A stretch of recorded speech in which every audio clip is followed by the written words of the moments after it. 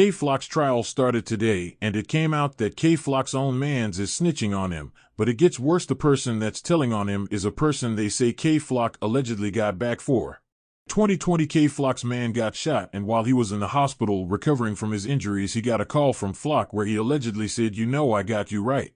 It said that K-Flock ended up shooting a rival member named Eli in the face. On the stand, he was asked, "After you got shot, who called you in the hospital?" KK, he said, "You know we got you, bro." They asked if KK is the defendant. He said yes. Then they showed a video of him getting shot. Then they asked, "Was the shooting in retaliation for you? Someone was grazed in the face." He said yes. "Did you see the defendant with a gun?" He said yes. "He was arguing with someone on live with someone they said a rival." He said yes. "A van was spinning the block." They asked if he has ever spent a block. He said yes, 196 block and Briggs with Boo Boo. The defense asked if when he meet with the government did he at first not cooperate. He would say he really didn't know what K-Flock's Instagram was and wasn't lying. He was asked if he ever heard of violence for check fraud. He said no. Then the defense asked if he thought the guns in the video shoot were real. He said he did, but said he did not know for sure if they were real. Then the defense asked him how did he know he made money, and has he ever seen him wipe a name off a check. He said no. Then the defense asked if when he got arrested in 2022 did he tell them about other crimes. He said yes. The defense asked if he was giving information in 2021, why was he federally indicted in 2022? They said objection, and it was sustained. The defense asked if he didn't cooperate, was he told he would be in the indictment? Then was asked if he pled with a mandatory minimum of over 20 years, meaning after K-Flock is sentenced, if the judge feels like he gave enough information, he will still be sentenced to over 20 years. And we're about to cover, in fact, within a few short minutes, U.S. versus Kevin Perez, a.k.a. K-Flock, a drill rapper from the Bronx, charged in a RICO case in which most of the other defendants have pled out. One of the prospective jurors said, "I know his music," and he was knocked off. And one woman said she lives in Yonkers and has teenage kids, and so didn't think she could be fair because of the gang elements of the case. The government is trying to use music and lyrics as evidence. I don't know if they really should use that. If they have enough evidence, just do it, you know? The idea of using the lyrics bothers me. Anyway, I'll be covering it in a few short moments.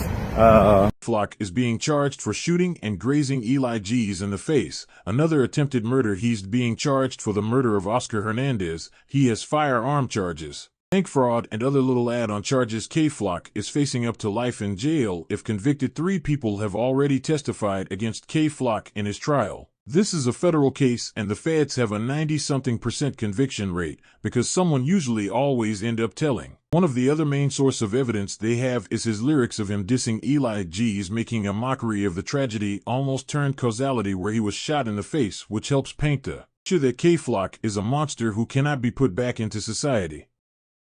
K-Flock has a good lawyer and a good defense going, but with multiple witnesses testifying, and it's only like the second or third day of trial, is not looking good for Flock.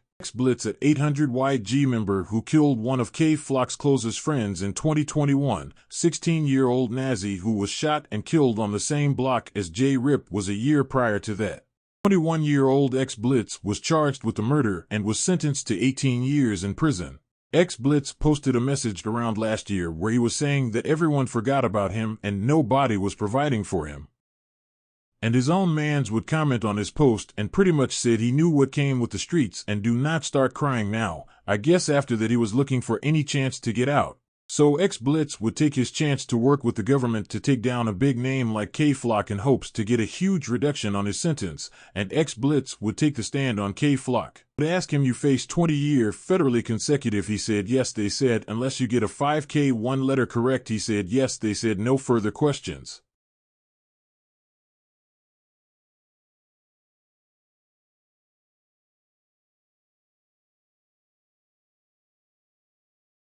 Defense said, "You killed a 16-year-old. He said yes. The defense said, "A good friend of my client." He answered yes. The defense asked, "Have you used JPay to communicate about your cooperation?" He said no. Defense said, "Have you heard of dumping on a beat?" He said yes. Defense said, "So it doesn't mean shooting my client was a target, right?" He said if he went to other neighborhoods. Then the defense asked if he was on Seth's side, and someone said, "Where the F? How would you take it?" He said aggressively. Defense asked if he thought most rap songs were true. He said drill yes. Then he started breaking down Kay Flock's lyrics, saying that movie and drill means shooting, and when asked if he heard him say hole in him face he a dolphin, he said yes, he got shot in the face, referring to the Eli G shooting. We're also covering the RICO trial of Kevin Perez, a.k.a. Kay Flock. Yesterday, a second cooperator was put on the stand by the prosecutors, a man named Xavier Rosado. Now, apparently, he's cooperating on a federal case, but when you plug in Rosado Xavier into the PACER for SDNY, nothing comes up. He was convicted in state court of a murder on Prospect and 187th Street of Nazi Sanchez in 2021.